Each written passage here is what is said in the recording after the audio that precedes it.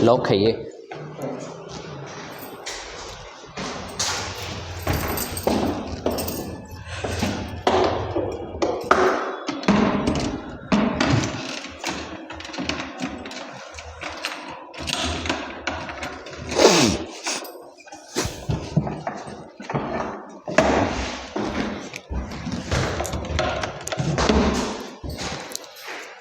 चालू कर दिए हैं क्या? रिकॉर्डिंग चालू है।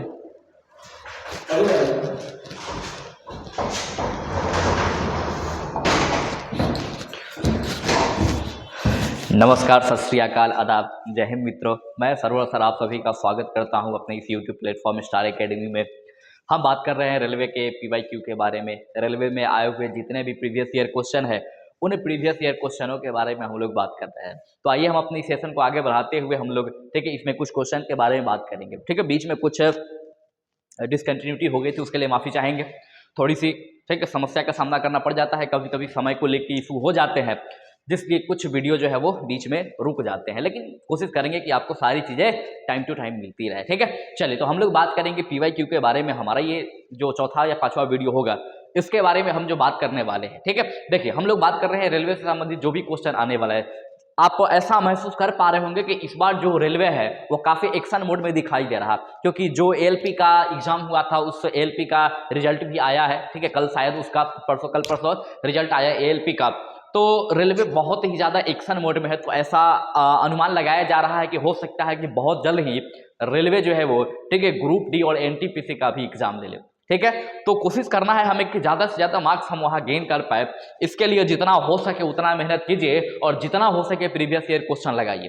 ठीक है, जितना हो सके MCQ कीजिए, क्योंकि MCQ एक ऐसा माध्यम है जिस माध्यम से आपको आसानी से ज़्यादा नंबर कम समय में लाए जा सकते हैं। ठीक, होता क्या है कि MCQ में हमें क्वेश्चन और ऑप्शन हमारे सामने दिखा रहता है, तो दिमाग में जो है ना एक इमेज क्लिक हो गई होती है। जब एग्जाम में बैठते हैं तो भले उस क्वेश्चन का आंसर हमें ना पता होता है, लेकिन ऐसा फील होने लगता है कि शायद मे भी इसका आंसर ये हो सकता है। ठीक है, और उस कंडीशन में अगर आप तुक्का लगाएंगे तो ज्यादा चांसेज रहते हैं आपके तुक्का सही होने का। ठीक है, तो हम लोग उसी चीज के बारे में आगे बात कर रहे हैं, सब चीज के बारे में। देखिए, अगर आपको डाउट हो कि ये इसका PPT जो है वो, ठीक है, जो हम लोग पढ़ते हैं इस क्वेश्चन कहाँ से मिलेंगे, ठीक है, तो इसका PDF जो है आपको मिल जाएगा टेलीग्राम में। ठीक, इस वीडियो के कमेंट बॉक्स में जाइएगा, वहां हम एक लिंक कमेंट कर देंगे, उसको पिन कर देंगे। उस लिंक को क्लिक करके आप सीधे टेलीग्राम चैनल पर चले जाएंगे, वहां जाके हमारा चैनल ज्वाइन कर लीजिएगा और वहां पर आपको इस क्वेश्चन का PDF मिल जाएगा। ठीक है, तो आपको रिवीजन करने में भी काफी आसानी होगा और एक एक करके हम लोग ढेर सारी क्वेश्चन यहाँ पर बात करेंगे। ठीक है, पिछले वीडियो में हमारे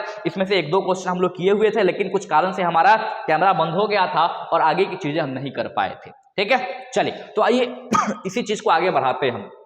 क्वेश्चन था कि हिंदुस्तान रिपब्लिकन एसोसिएशन की स्थापना कब की गई थी, तो आपको हम बताए थे कि 1924 में जो है इसकी स्थापना की जाती है। ठीक है, 1924 में इसकी स्थापना की जाती है, किसके द्वारा, तो सचिंद्रनाथ सान्याल के द्वारा। सचिंद्रनाथ सान्याल जो थे, ठीक है, इनके द्वारा। यहीं पे चंद्रशेखर आजाद भी आपको मिल जाएंगे, ठीक है, सत्येंद्र जोशी भी आपको मिल जाएंगे, राम प्रसाद बिस्मिल भी मिल जाएंगे। तो इन लोगों के द्वारा इसकी स्थापना की गई थी। उसके बाद अगले क्वेश्चन की तरफ हम चलेंगे। दूसरा क्वेश्चन था हमारा, ठीक है, राष्ट्रीय कांग्रेस के प्रथम महिला अध्यक्ष के बारे में कौन थी, तो याद रखिएगा कि एनी बेसेंट, ठीक है, प्रथम कांग्रेस की महिला अध्यक्ष। अगर पूछे कि प्रथम भारतीय महिला अध्यक्ष कौन थी, तो याद रखिएगा कि प्रथम भारतीय महिला अध्यक्ष जो होगी वो प्रथम भारतीय महिला अध्यक्ष कौन होगी, तो वो होगी सरोजिनी नायडू। ठीक है, क्लियर है। चलिए, अरुणा आसफ अली के बारे में हमने बात किया था कि 1942 के जो भारत छोड़ो आंदोलन था, ठीक है, 1942 के जो भारत छोड़ो आंदोलन था, ठीक है, इस भारत छोड़ो आंदोलन से संबंधित है अरुणा आसफ अली। ठीक है, और एक समाज सुधारक के रूप में जानी जाती थी कौन, तो पंडिता रमाबाई। ठीक, तो यहां तक हम लोग कर लिए थे। आइए आज हम लोग यहां से आगे देखने का प्रयास करेंगे। हम देखते हैं कि यहां से तीसरे नंबर क्वेश्चन से कि किस टाइप का क्वेश्चन पूछा गया है रेलवे में। देखिए, तो ये क्वेश्चन आप याद रखेंगे, किसने 1873 में सत्यशोधक समाज की स्थापना की। ठीक है, सत्यशोधक समाज की स्थापना किसके द्वारा किया गया था, कब, तो 1873 में। तो याद रखिएगा कि सत्यशोधक समाज की स्थापना 1873 में किसके द्वारा किया जाता है, तो वो किया जाता है ज्योतिबा फुले के द्वारा। ठीक है, किसके द्वारा, तो ज्योतिबा फुले के द्वारा। याद रखेंगे कि 1873 में सत्यशोधक समाज की स्थापना की जाती है। ज्योतिबा फुले से याद रखेंगे, इनकी एक किताब है जो बहुत ज्यादा फेमस है, नाम याद रखिएगा, कौन सी किताब है, तो गुलामगिरी। अगर क्वेश्चन है कि गुलामगिरी किसकी पुस्तक है, तो याद रखेंगे गुलामगिरी जो है वो ज्योतिबा फुले की पुस्तक है। ठीक है, ज्योतिबा फुले की पुस्तक है, कौन सी, तो गुलामगिरी। ठीक है, चलिए उसके बाद ठीक है, ये बात करें कुछ जैसे कि सत्य शोधक समाज, ऐसे ही कुछ और जो है वो सोसाइटी थी, समाज थी, जिसके बारे में क्वेश्चन आता है, तो वो भी आप लोग याद रखिएगा। जैसे एक क्वेश्चन आप याद रखेंगे, क्वेश्चन क्या याद रखिएगा कि 1828 में ठीक है ब्रह्म समाज की स्थापना हुई थी। ठीक है, ब्रह्म समाज, तो क्वेश्चन आया कि ब्रह्म समाज की स्थापना कब, तो याद रखिएगा 1828 में ब्रह्म समाज की स्थापना हुई थी। दूसरा क्वेश्चन आप एक और याद रख लीजिएगा, ठीक है, एक और क्वेश्चन जो था 1867 में, ठीक है, एक और स्थापना हुआ था किसका, तो वो हुआ था प्रार्थना समाज का। किसका, तो प्रार्थना समाज का। ठीक, प्रार्थना समाज। अगर क्वेश्चन है कि ब्रह्म समाज की स्थापना किसने किया था, तो याद रखिएगा कि ब्रह्म समाज जो है, इस ब्रह्म समाज की स्थापना किसके द्वारा किया गया था, तो ब्रह्म समाज की स्थापना आप याद रखेंगे ये किया गया था किसके द्वारा, राजा राम मोहन राय के द्वारा। ब्रह्म समाज की स्थापना किसके द्वारा, तो ये किया गया था राजा राम मोहन राय के द्वारा किया गया था, राजा राम मोहन राय के द्वारा किया गया था। वही अगर पूछे कि 1867 में, ठीक है, जो प्रार्थना समाज था, कौन सा, तो प्रार्थना समाज, इस प्रार्थना समाज की स्थापना किसके द्वारा किया गया था, तो याद रखिएगा ये 1867 के आसपास किया गया था, किसके द्वारा, तो वो व्यक्ति थे आत्माराम पांडुरंग। ठीक है, आत्माराम पांडुरंग।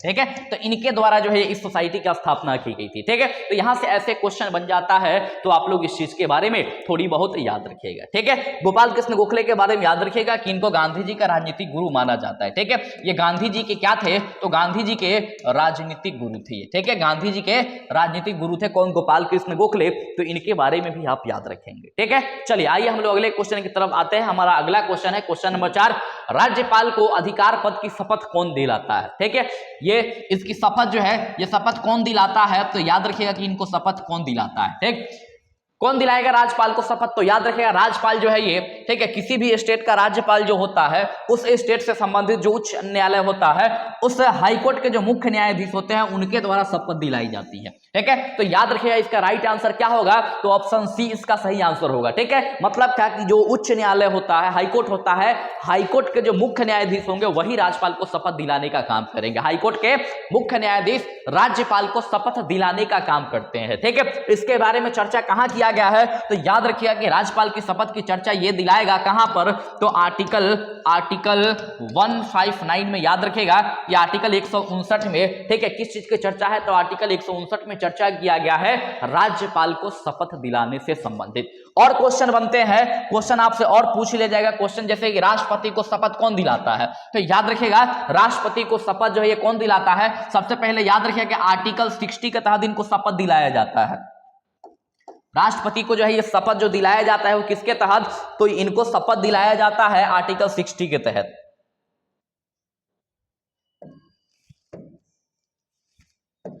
देखिए इनको शपथ दिलाया जाता है आर्टिकल 60 के तहत। ठीक है, राष्ट्रपति को शपथ दिलाया जाता है। इनको शपथ कौन दिलाता है, तो याद रखिएगा इनको CJI chief justice of India जो है, ठीक है, सर्वोच्च न्यायालय का जो मुख्य न्यायाधीश होते हैं वो राष्ट्रपति को शपथ दिलाने का काम करते हैं। और CJI चीफ जस्टिस को शपथ दिलाने का काम कौन करते हैं, तो राष्ट्रपति करते हैं। वही पूछा जाए कि प्रधानमंत्री को शपथ दिलाने का काम किसके द्वारा किया जाता है, तो याद रखिएगा इनको शपथ दिलाने का काम राष्ट्रपति के द्वारा किया जाता है। या तो प्रधानमंत्री या फिर आप कह लीजिए किसका, तो प्रधानमंत्री या फिर जो भी कैबिनेट मंत्री होते हैं। ठीक है, कैबिनेट मंत्री।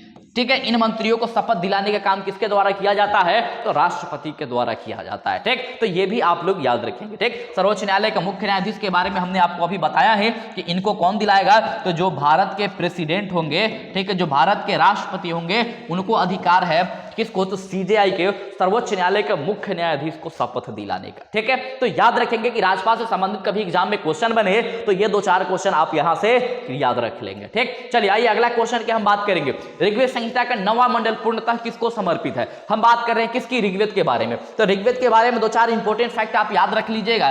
क्या क्या आपको याद रखना है ऋग्वेद के बारे में, तो याद रखिएगा ऋग्वेद से संबंधित क्वेश्चन आता है कि ऋग्वेद में मंडलों की संख्या कितनी है, ठीक है। तो याद रखिएगा ऋग्वेद में मंडल कितने हैं, तो ऋग्वेद में 10 मंडल है, ठीक है। ऋग्वेद में कितने मंडल है, तो ऋग्वेद में 10 मंडल है। अगर क्वेश्चन आए कि ऋग्वेद में सूक्त कितने हैं, तो याद रखिएगा कि ऋग्वेद में 1028 सूक्त आपको देखने को मिलेंगे। ऋग्वेद में सूक्त कितने मिलेंगे, तो 1028 सूक्त मिलेंगे। वही अगर क्वेश्चन आ जाए कि बताइए ऋग्वेद में कितनी ऋचाएं हैं, तो याद रखिएगा ऋग्वेद में ऋचाओं की संख्या कितनी है, तो 10,580 जो है ये ऋचाएं हैं ऋग्वेद में। तो यहां से क्वेश्चन आ जाते हैं ऋग्वेद से संबंधित, ठीक है, कि ऋग्वेद में मंडल कितने, तो 10 मंडल, सूक्त कितने 1028, ऋचाएं कितने, तो 10,580 ऋचाएं आपको देखने को मिलेगा कहां, ऋग्वेद में। और ऋग्वेद में क्वेश्चन आता है मंडलों से कि पहले मंडल में क्या है, दूसरे मंडल में क्या है, तीसरे मंडल में क्या है, ऐसे करके। तो याद रखिएगा, ठीक है, कुछ मंडल जो है आपको याद रखना है। क्या, जैसे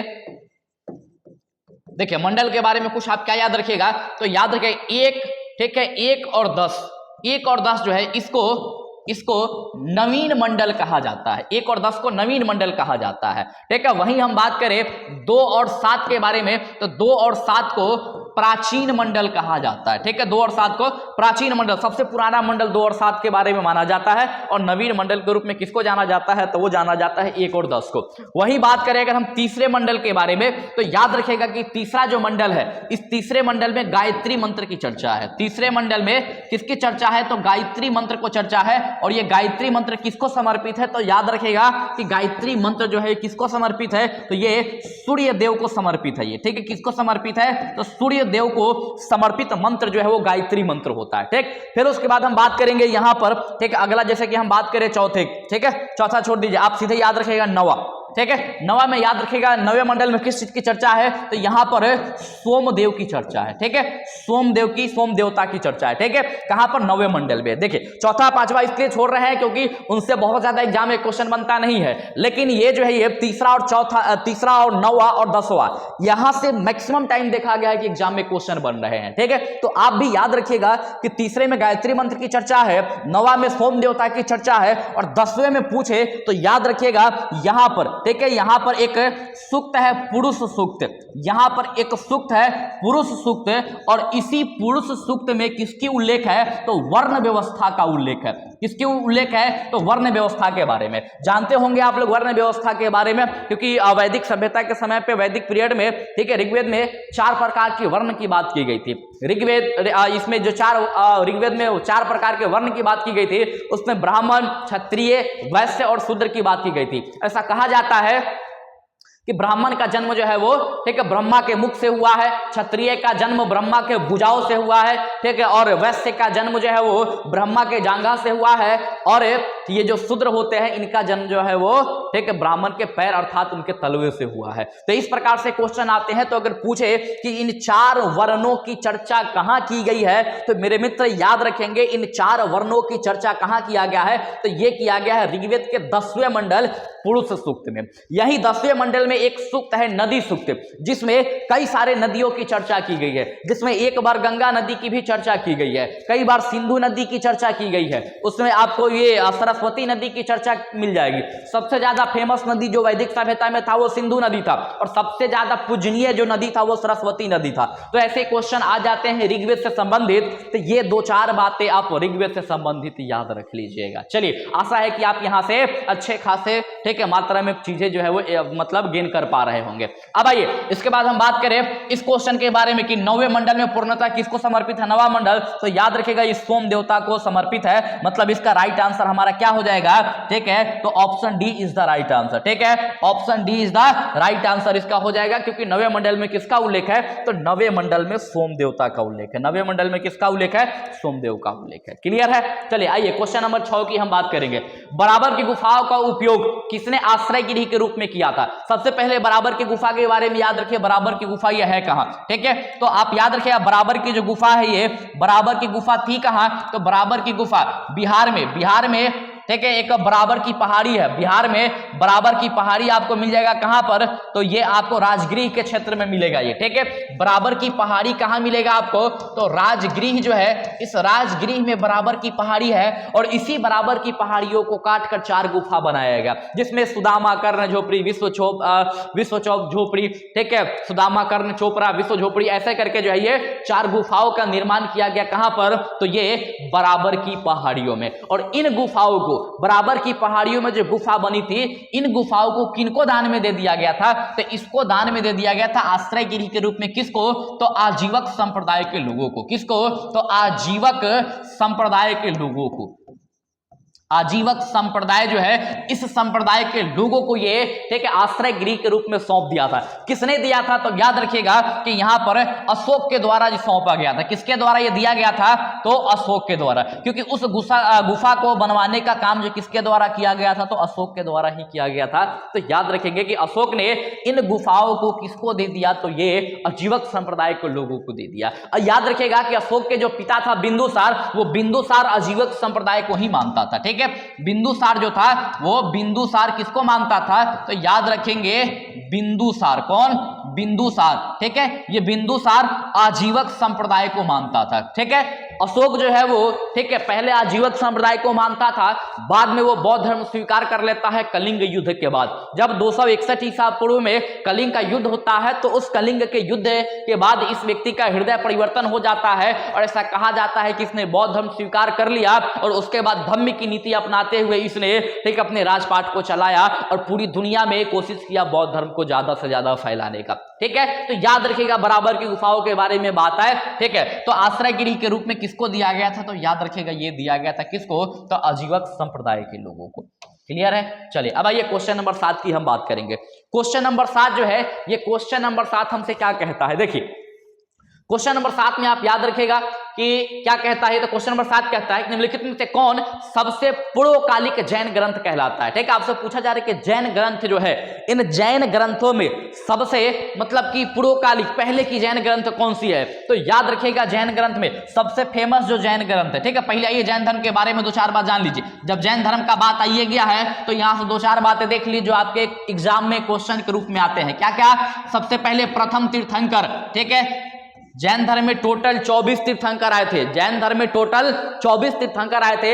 इसमें से प्रथम तीर्थंकर के बारे में पूछे तो याद रखिएगा प्रथम तीर्थंकर जो थे वो कौन थे, तो उनका नाम था ऋषभदेव। ऋषभदेव जैन धर्म के प्रथम तीर्थंकर हुआ करते थे, जैन धर्म के प्रथम तीर्थंकर हुआ करते थे, कौन, ऋषभदेव हुआ करते थे, ठीक है। अगर पूछा जाए कि दूसरा तीर्थंकर कौन थे, तो याद रखिएगा दूसरा तीर्थंकर अजीतनाथ थे। कौन थे, अजीतनाथ थे। कौन थे, तो अजीतनाथ थे। अगर पूछे कि थर्ड, तीसरा तीर्थंकर कौन थे, तो याद रखिएगा कि संभवनाथ जो है, ये संभवनाथ तीसरे तीर्थंकर थे। उसके बाद पूछा जाए, ठीक है, 19 नंबर के तीर्थंकर कौन है, तो याद रखिएगा 19 नंबर के तीर्थंकर जो थे उनका नाम था मल्लीनाथ, उनका नाम था मल्लीनाथ। अगर क्वेश्चन आए कि 23 नंबर के तीर्थंकर कौन थे, तो याद रखिएगा 23 नंबर के तीर्थंकर जो थे उनका नाम था पार्श्वनाथ। उनका नाम क्या था, तो उनका नाम था पार्श्वनाथ। अगर क्वेश्चन आए कि 24 नंबर के तीर्थंकर यानी अंतिम तीर्थंकर कौन थे, लास्ट तीर्थंकर कौन थे, तो याद रखिएगा कि 24 नंबर के जो तीर्थंकर है वो 24 नंबर के तीर्थंकर कौन थे, तो उनका नाम था महावीर स्वामी। तो महावीर स्वामी वो 24वें तीर्थंकर अर्थात मतलब जैन धर्म के अंतिम तीर्थंकर के रूप में जाने जाते थे। तो तीर्थंकरों से क्वेश्चन आता है, ठीक है। अब देखिए पहला, दूसरा, तीसरा तो अब शुरू का है तो 3 को याद करना तो बनता है अपना, एग्जाम में कभी कभी क्वेश्चन पूछ लिए जाते हैं। उसके बाद 19 नंबर इसलिए याद रखिएगा कि थोड़े से जैन धर्म के लोगों में कंफ्यूजन का विषय बना हुआ है कि 19 नंबर का तीर्थंकर मल्लीनाथ जो है ये पुरुष थे कि महिला थे, ये ठीक है। थोड़ी सी कंफ्यूजन का ये मतलब सामना करना पड़ता है जैन धर्म के लोगों को, ठीक है। तो इसके लिए आप इसको भी याद रखिएगा कि 19 नंबर के जो तीर्थंकर है उनका नाम क्या था, तो उनका नाम था, ठीक है, मल्लीनाथ, ठीक। 23 नंबर सेकेंड लास्ट जो तीर्थंकर थे वो थे पार्श्वनाथ, ठीक है। पार्श्वनाथ सेकेंड लास्ट तीर्थंकर थे। अगर अंतिम तीर्थंकर की बात करें तो अंतिम तीर्थंकर कौन थे, तो याद रखेगा अंतिम तीर्थंकर जो थे वो कौन थे, तो महावीर स्वामी जो थे वो अंतिम तीर्थंकर थे। महावीर से संबंधित दो चार बात याद रख लीजिए, ठीक है।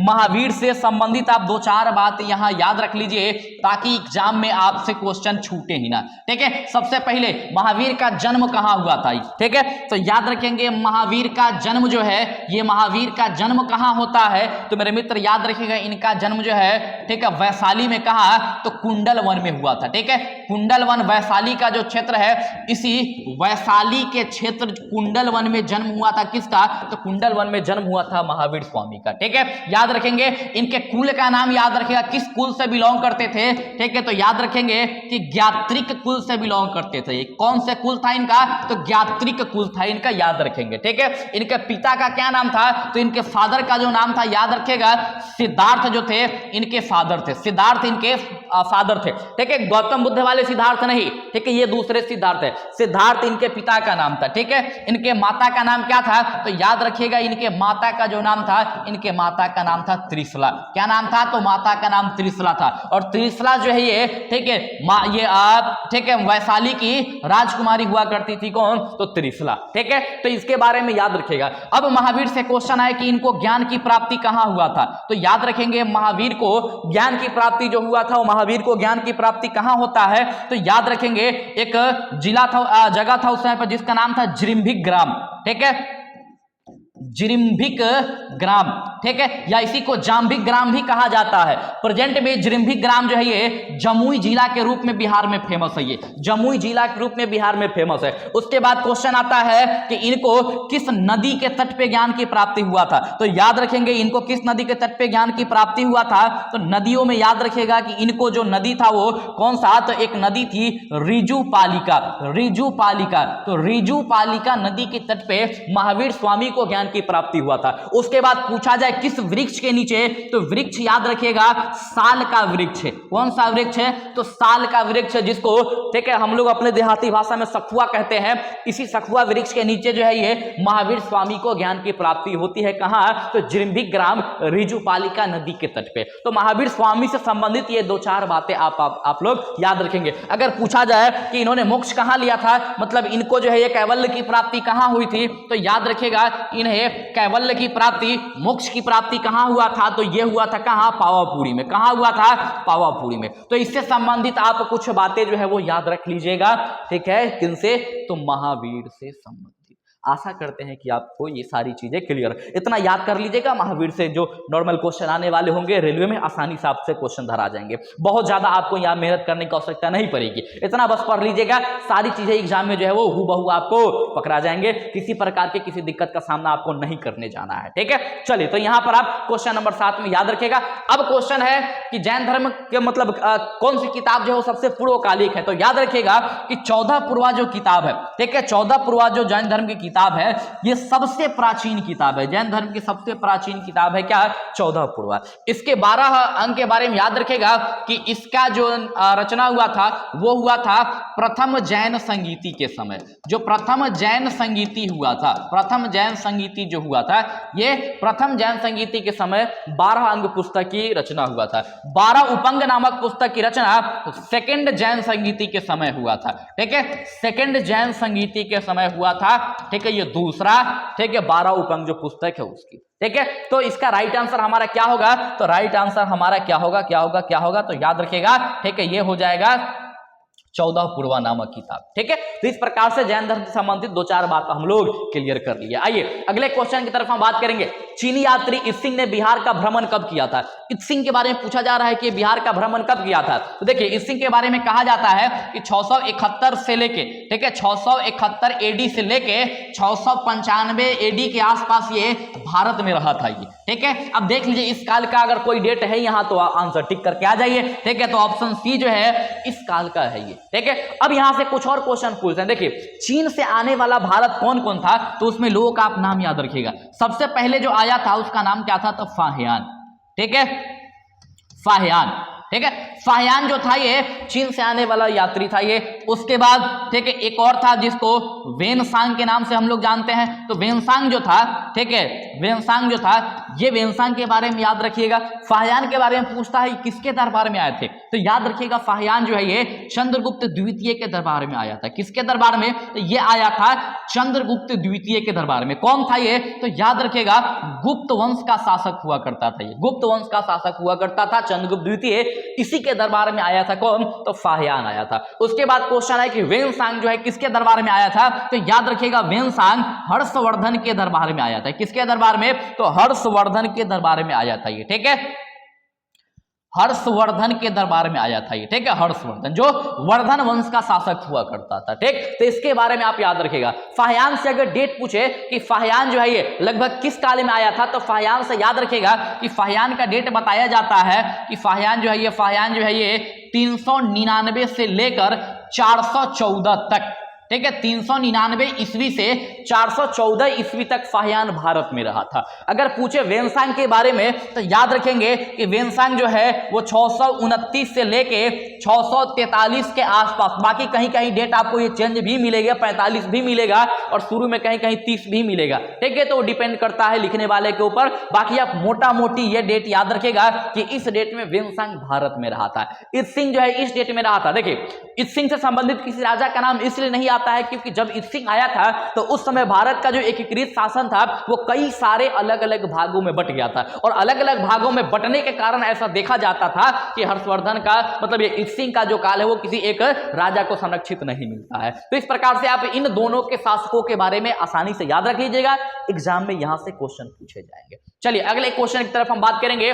9 नंबर क्वेश्चन हमारा कहता है निम्नलिखित में से किस विटामिन की कमी से रिकेट्स नामक रोग होता है। ठीक है, रिकेट्स नामक ये रोग जो होता है, याद रखेगा कि ये जो रोग होता है ये, ठीक है, रिकेट्स नामक रोग किस विटामिन के कमी से होता है, तो याद रखेगा विटामिन डी के कमी से, ठीक है, रिकेट्स रोग होता है। या फिर विटामिन डी के अलावा आप कह लीजिए कि कैल्शियम के कमी से, किसके, तो कैल्शियम के कमी से, ठीक है, विटामिन डी ये रिकेट्स रोग होता है। या फिर आप कह लीजिए कि फास्फोरस के कमी से, फास्फोरस के कमी से कौन सा रोग होता है, तो ये रिकेट्स रोग हो जाते हैं। ठीक है, तो याद रखेंगे, याद कीजिए विटामिन डी का आपको बताया था मैं क्या, तो इसका जो वैज्ञानिक नाम है उसके बारे में भी हम बताए थे आपको, क्या था इसका वैज्ञानिक नाम, तो याद रखेंगे कैल्सीफेरॉल। क्या था इनका वैज्ञानिक नाम, तो कैल्सीफेरॉल, ठीक है, विटामिन डी का वैज्ञानिक नाम था। ठीक है, तो याद रखेगा इससे ऐसा होता है। ठीक है, विटामिन ए जो है ये, इससे कौन सा रोग होता है, तो याद रखेगा रतौंधी नामक रोग जो है वो विटामिन ए से होता है, जिसको रेटिनॉल कहते हैं हम लोग।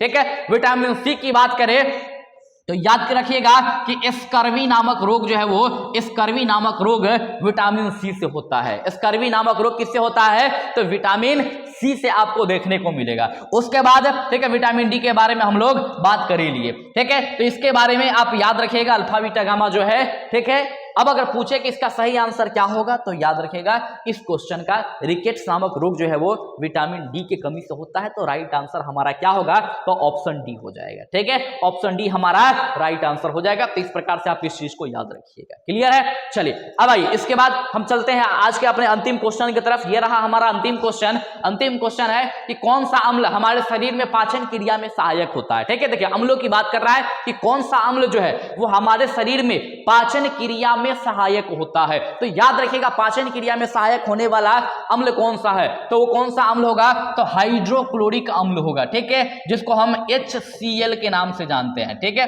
HCl के नाम से जानते हैं। तो HCl जो है ये HCl हाइड्रोक्लोरिक अम्ल जो है ये हमारे शरीर में पाचन की क्रिया में सहायता करता है। सल्फ्यूरिक अम्ल के बारे में जानते हैं आप लोग। ठीक है, ये बैटरियों में यूज होता है सल्फ्यूरिक अम्ल। ठीक है, एसिटिक अम्ल के बारे में जानते हैं आप लोग। एसिटिक अम्ल कहाँ पाया जाता है, तो ये सिरका में पाया जाता है। एसिटिक अम्ल सिरका में आपको देखने को मिल जाएगा। फॉर्मिक अम्ल के बारे में बात करें, फॉर्मिक अम्ल कहाँ पाया जाता है, तो ये कीटों में आपको फॉर्मिक अम्ल देखने को मिल जाएगा, जिसमें खासकर एग्जाम में चींटी के बारे में पूछता है कि चींटी में कौन सा पाया जाता है। याद रखिएगा फॉर्मिक अम्ल पाया जाता है। ठीक है, इसी फॉर्मिक अम्ल को मेथेनोइक अम्ल भी कहते हैं। ठीक है, मेथेनोइक अम्ल भी कहते हैं। ठीक है, तो ये आप इसे याद रख लीजिएगा। कभी कभी ठीक है चींटी की जगह पे आपको बिच्छू का भी यहां पर नाम रहता है, तो याद रखिएगा कि जो बिच्छू है इसमें भी फॉर्मिक अम्ल ही पाया जाता है। तो इस प्रकार से आप इन अम्लों के बारे में याद रखिएगा। देखिए हमसे पूछ रहा है पाचन तंत्र के बारे में, तो आइए थोड़ी सी आपको पाचन तंत्र का एक छोटा मोटा फिगर आपको बताते हैं कि किस प्रकार से हमारा पाचन तंत्र काम करता है, उसके डायग्राम से थोड़ी सी समझाने का हम प्रयास कर रहे हैं। ठीक है, चलिए तो देखिए सबसे पहले हम बनाते हैं यहां पर,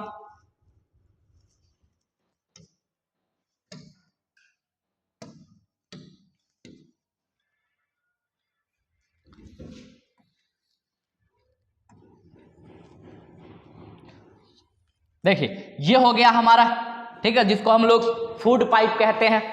ठीक है, ग्रास नली कहते हैं जिसको हम लोग, तो ये हमारा ग्रास नली, ये हो गया मुख्य गुहा, ये हो गया हमारा ग्रास नली। और ग्रास नली जो है वो सीधे जाके कहाँ मिलता है, तो ये आपको अमाशय में आपको मिलता हुआ दिखाई देगा। और इसी अमाशय के बाद जो है ये आपको क्या निकलता हुआ दिखाई देगा, तो छोटी आंत आपको दिखाई देगा यहाँ पर। ठीक है, अमाशय यहाँ से आपको क्या मिलेगा, तो छोटी आंत दिखाई देगा आपको। फिर छोटी आंत जो है ये यहाँ से क्या बन जाता है, तो यहाँ आपको बड़ी आंत दिखाई देगा जिसको हम लोग लार्ज इंटेस्टाइन कहते हैं। तो ये लार्ज इंटेस्टाइन वाला भाग हो जाएगा।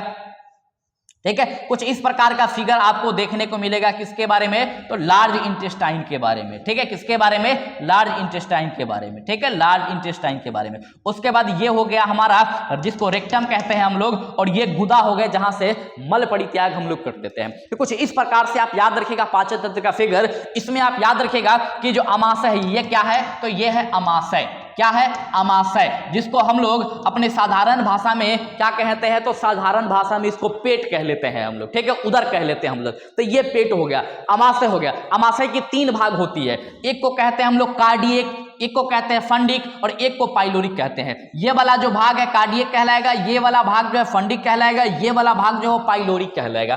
कार्डियक में याद रखिएगा कि इसी में HCl पाया जाता है, हाइड्रोक्लोरिक अम्ल पाया जाता है। फंडिक में याद रखिएगा, ठीक है, देखिए ये हो गया क्या, तो कार्डियक, ये हो गया फंडिक, और ये हो गया पाइलोरिक। फंडिक में याद रखिएगा यहां आपको एक रूजी की संरचना मिलेगी, एक कांटेदार संरचना होती है जिसको रूजी कहते हैं। हमें जो भूख फील होता है, भूख मतलब काफी लंबे समय तक भोजन न करने पर जो एक हल्की सी मीठी सी चुभन फील होती है पेट में, वो इसी के कारण, रूजी के कारण होता है। तो याद रखिएगा फंडिक में यह पाया जाता है। और यहां पाइलोरिक है जहां इसके दीवारों पर आप देखिएगा कि जठर नामक रस पाया जाता है। ठीक है, जठर रस आपको यहां देखने को मिल जाएगा ये। ठीक है, तो ये आप इसके याद रखेंगे। उसके बाद अगर हम बात करें तो यहां याद रखिएगा कि एक और चीज पाया जाता है जिसको यकृत के नाम से हम लोग जानते हैं। ठीक है, तो यहां आपको यकृत देखने को मिल जाएगा। ठीक है, यहां पर क्या मिलेगा, तो यहां पर आपको यकृत देखने को मिलेगा। तो ये हमारा यकृत हो गया। और इसी यकृत से सटा हुआ एक और अंग आपको मिलेगा जिसको हम लोग क्या कहते हैं, तो जिसको हम लोग पित्ताशय कहते हैं। जिसे हम लोग क्या कहते हैं,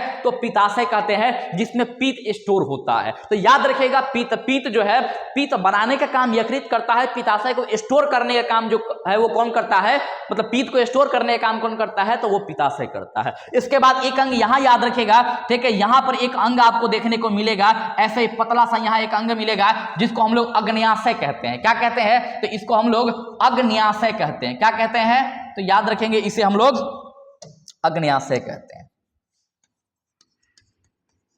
अग्न्याशय कहते हैं। ठीक है, तो अग्न्याशय के बारे में याद रखिएगा। ठीक है, अग्न्याशय, बाकी ये छोटी आंत होती है। ठीक है, इससे छोटी आंत के बाद जो है वो सीधे बड़ी आंत में जाता है, उसके बाद रेक्टम में, और फाइनली मल परित्याग के आधार पे हम लोग, ठीक है, पाचन की क्रिया संपन्न कर लेते हैं। ठीक है, तो इसके बारे में थोड़ी बहुत याद रखिएगा, फिर कभी मौका मिलेगा तो पाचन तंत्र पे हम लोग फिर से अच्छे से चर्चा करेंगे। ठीक है, तो फिलहाल इस क्वेश्चन के आधार पर थोड़ी बहुत हमने बताया, कोशिश कीजिएगा आप इस चीज को अच्छे से आत्मसात करें।